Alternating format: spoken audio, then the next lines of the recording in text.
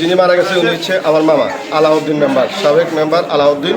আজকে ওনার চাচাতো ভাই মারা গেছে। চাচাতো ভাই জানাজা দিয়ে উনি ওনার বাড়িতে আসার সময় ওনার বাড়ির গেট থেকে ওনাকে এই সন্ত্রাসী গ্রুপ সিএনজিতে অপহরণ করে।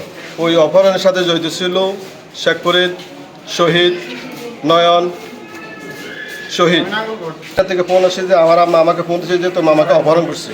তখন আমি শোনার পরে সিজেরা থেকে আমার গাড়িটা আমি ডালু আসি, ওনার সিএনজিটা অপহরণের সিএনজিটাকে পাইছি।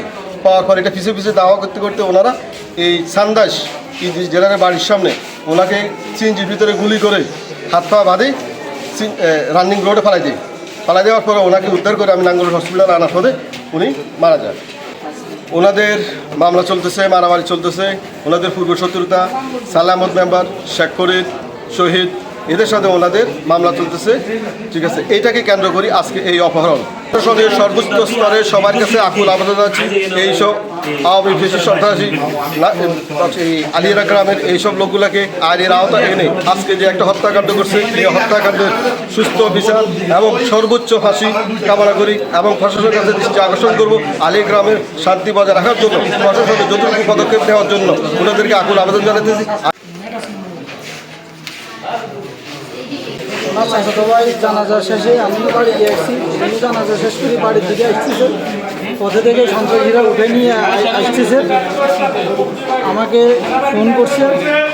ফোন করার পরে আমি আমার বাড়ির সামনে ওখানে মেইন রোডে আমি তাদেরকে আটকানোর চেষ্টা করি, কিন্তু আটকাতে পারি না। তারা অস্ত্র নিয়ে সিএনজি করে সিএনজি টাইনে চলে আসছে।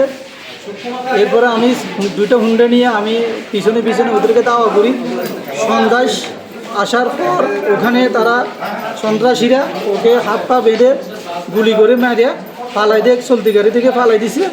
এরপরও তাদেরকে আমরা দাওয়া করার পরে ওরা টিকছে না পাইরা সামনে সেনাবাহিনী দেখে তারা সিএনজি ফালায়। 3 জন ভাইগে গেছে আর 2 জনকে সেনাবাহিনী আটক করছে। এরপরে আমরা ওনাকে মেডিকেলে আনার পরে ওনাকে ডাক্তার মৃত ঘোষণা করেন। আমি সন্ত্রাসী কোনো দলের নয়, সন্ত্রাসীদের আমি বিচার চাই। এই সন্ত্রাসীরা বিভিন্ন ধরনের বিভিন্ন সময় বিভিন্ন ঘটনা ঘটায়। আমি আজকে এই হত্যার সুষ্ঠু বিচার চাই এবং 24 ঘন্টার ভিতরে এই সন্ত্রাসীদের গ্রেপ্তার দাবি করছি। এসপিটিভি, দেশ ও মানুষের কল্যাণ।